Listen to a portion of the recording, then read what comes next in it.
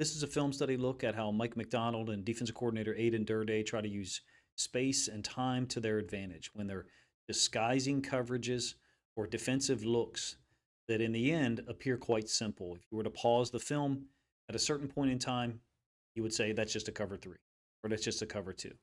But in reality, because of the pre snap obfuscation, the disguise, and the path that certain players take on the Seahawks defense, it's highly irregular. The unique timing, I think, also throws off a lot of quarterbacks, whether it's in the preseason, the regular season, or eventually in the playoffs, because that's where Mike McDonald's team is going at some point.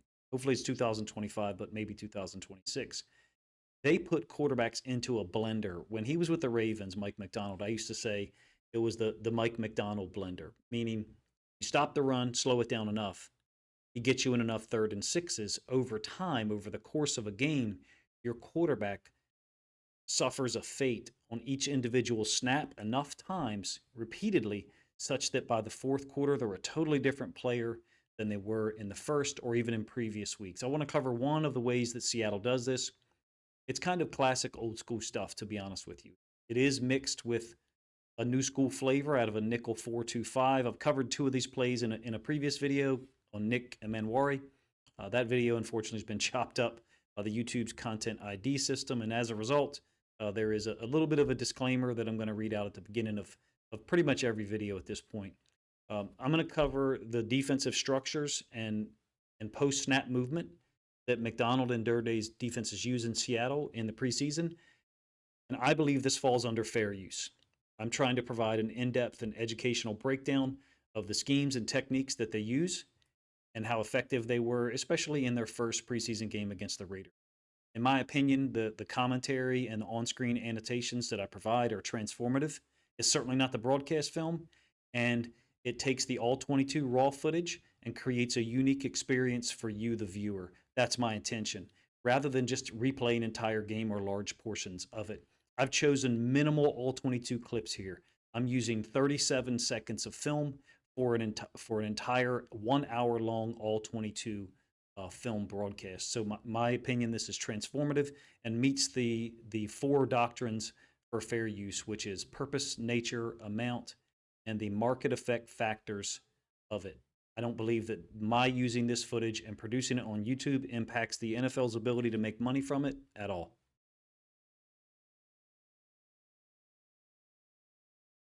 Get the film started here. We're going to cover 3 plays from the first preseason game against the Raiders. This is a 3rd and 8 with about 5 minutes left in the second quarter.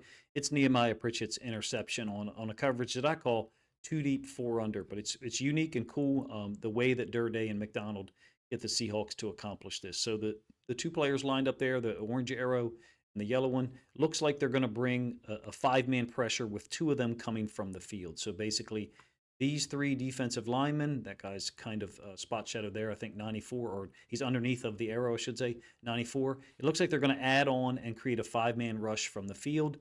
I think that the way that McDonald alternates, whether you're bringing extra blitzers from the field or the boundary, consistently puts quarterbacks in conflict. I don't know if Aiden O'Connell gets this right or not. When we get to end zone angle, you can speculate with me. There's Nehemiah Pritchett. The interception, or the intended route, I should say, is this deeper out route from the slot. They kind of funnel him in that the purple arrow, the inside linebacker here, is walling off the number 2 defender. This safety is dropping deep. He's getting depth such that he can cover a vertical by either 1 or 2. That number 2 receiver, that slot receiver, works to the out, and Pritchett releases the number 1 receiver vertical, basically releasing him to the safety to potentially cover on a vertical up the sideline. Now, you could say, I believe that a better quarterback with maybe a stronger arm and better recognition is going to be able to work that ball up the field to the number 1 receiver. Well, McDonald and Durde specialize, if you ask me. And McDonald's done this for years, dating back to Michigan in 2001, his first year as a defense coordinator at a high-level defense, that is. He consistently is able to find ways to exploit your pass pro, and in this case, it's this 2-man blitz from the boundary with both of these guys dropping out, essentially reversing roles. In the McDonald system, I believe that this is about as simple as it gets for them, but for the rest of the NFL, not many people are willing to play this 2 deep, 4 under shell, it basically, from a mathematical standpoint, means you're bringing 5. And that's the whole point, is that he believes he can get pressure with that 5. Do you have to bring 5 repeatedly when you have Leonard Williams, Lawrence, and all the other pass rush guys, Hall and Mafe? No, you don't. But the point is trying to confuse the quarterback as much as possible, reduce the effectiveness of their decision making. If you get one of these blitzes wrong in the first quarter, not only do you know it, but the rest of your teammates do as well. O'Connell was pointing initially to his left and saying something. The running backs walked up to check. Some of these could be dummy calls, right? We don't know that. He's pointing to the 2 actual blitzers into the boundary. The first time I looked at that, I thought, okay, he's called this out.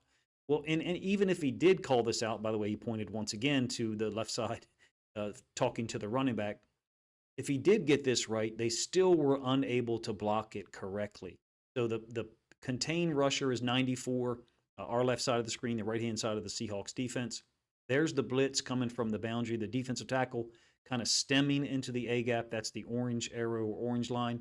And then the 2 blitzers from the second level, I think it's Drake Thomas, and then a nickel / dime DB, free rusher, because it's a 2-on-1 with the running back. The running back is chosen here. He's going to be wrong in any case because they've created a 2-on-1. Doesn't get to the quarterback for a hit. Maybe it's not qualified as a pressure. But either way, it's a play that illustrates what Macdonald wants to do and what Durde has obviously co-signed on. And I think they executed it extremely well against the Raiders. I'm going to give you 2 more examples from that game.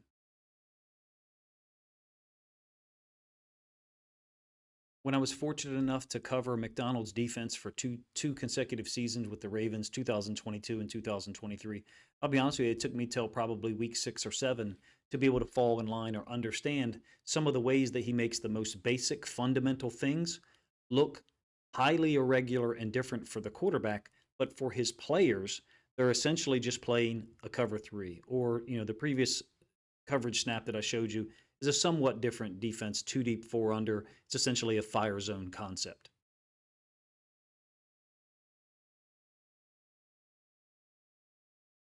Let's look at 2 kind of classic ways to rotate the secondary. It's a trip set on a 2nd and 7. Geno Smith happens to be the quarterback. This is his first possession, obviously, of the Raiders and Seahawks game. And Geno's going to throw it down the right sideline. He's going to throw it to this ex-receiver here, Dante Thornton, who's originally from Maryland, by the way, which is where I live. And it ends up being incomplete. But check out how they get this done. The first time I covered this in the Nick Manwari video, I talked about Nick blitzing off the edge. That's the blue path from the top of the screen. He's the nickel. And then this boundary side OLB dropping into the boundary side flats, creating this 4 under, 3 deep shell. Now, this is a man turn. It's because it's the backside of a 3-by-1 formation. So 1, 2, 3. That's the X receiver. So oftentimes you get a man, Louis, Maryland, solo call, whatever it is, to the backside. So you got a man turn by this corner, which means his back is pointed towards the quarterback and his chest or his face is pointed towards the sideline. As opposed to up at the top here, his face mask, eyes are in towards the quarterback, and his back or his butt is pointed towards the sideline. That's a zone turn. It ends up being incomplete, so it's not necessarily a huge part of what we're talking about. The first time I covered this, that's basically what I tried to explain.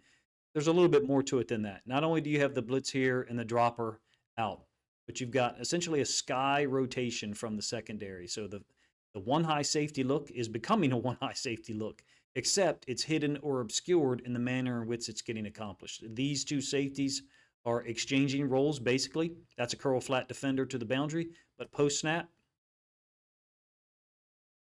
he's the middle of the field free safety, and then the middle of the field free safety pre-snap becomes a curl flat defender to the boundary. Now, there's a whole lot of ways that Mike Macdonald teaches this stuff. Some of it could be man reactions within zone, like what I tried to describe for you down here. The point is, everything that is shown pre-snap is typically going to look like something drastically different post-snap, or in this case, pre-snap, it looked like a 1 high safety look, a cover 3 or man-free delineation, and that's pretty much what we got. Cover 3 to one side, and then man to the back side with the boundary side corner.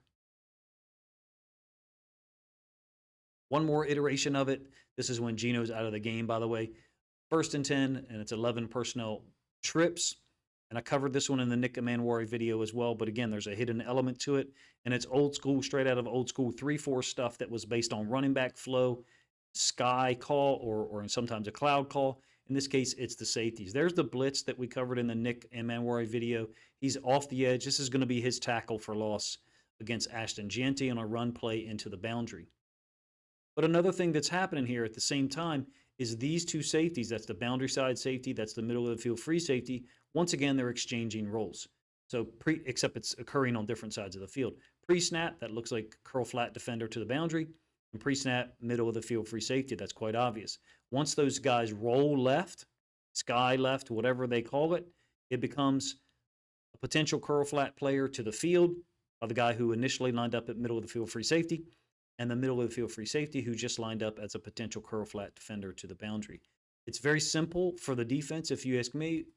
Ours used to be sky right, sky left, or sometimes it was roll to the right, sky to the left. The point is, Mike Macdonald calls plays in a way that I think over time, over the course of game, they accumulate and can confuse quarterbacks and especially offensive linemen so many times that they destroy their trust in one another. I saw multiple games, especially in 2023, where it almost became this feeling of, what is happening here? How are we able to confuse people so much?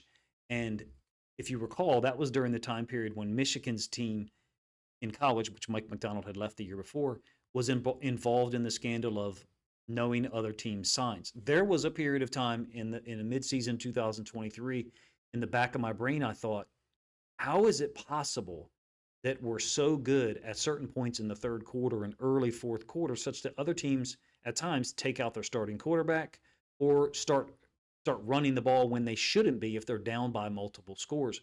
My point in bringing all this up to you is, I believe, I can't prove it, that over time throughout the course of a game, some of this obfuscation, some of this ability to hide the look, but make it simple for your own players on defense, has a cumulative or maybe snowball effect on the other team's quarterback, if and only if you're good enough to stop the run. Because Mike Macdonald doesn't get to put you in that blender on 3rd and 6, 3rd and 7 as much if you're starting out that series on a 2nd and 4. Hopefully my point is clear there. The idea is if you can stop or slow down the run on 1st and 10 and maybe even 2nd down, then you get more 3rd and 6, 3rd and 7 situations where he can hide, change the look pre and post snap enough such that the quarterback really feels like he doesn't have good options. And that's really the dynamic that occurred a lot in 2023 in Baltimore, the year before, and even in Michigan in 2021. And I think you guys got an idea of it last year in Seattle. But of course, what was the part that was missing? The dominant ability to stop the run. And I think they've tried to address that as much as possible. Lawrence is a guy who's really good against the run. And I think the defense has improved, obviously, with the inside linebacker position with Ernest Jones IV. In any case, this is one of my film studies that I'm going to produce this week about the Seahawks trying to change the look post-snap. In this case, it's a quite, the last two that I showed you, it's a quite simple look, having the safeties rotate and basically exchange roles and someone else being an add-on blitzer and a dropper into the boundary in most cases. I hope you enjoyed the video. Number one, please forgive me for the disclaimer style opening, but at this point, kind of have to do so because the YouTube Content ID system is so incessant. It's an automated system that checks our videos and looks for usage of all 22 film. And I believe my usage here and my production of this content qualifies under fair use based upon my own limited understanding. So that is my first step towards a defense once I begin to challenge the YouTube Content ID system and try to maintain what little revenue we actually do get for producing videos like these. If you enjoyed the video, please let me know in the comment section, number one. And number two, if you think other Seahawks fans would like to see this video and consider some of my thoughts here, then please consider grabbing a link to this video and sharing it out on social media to help this content get more reach.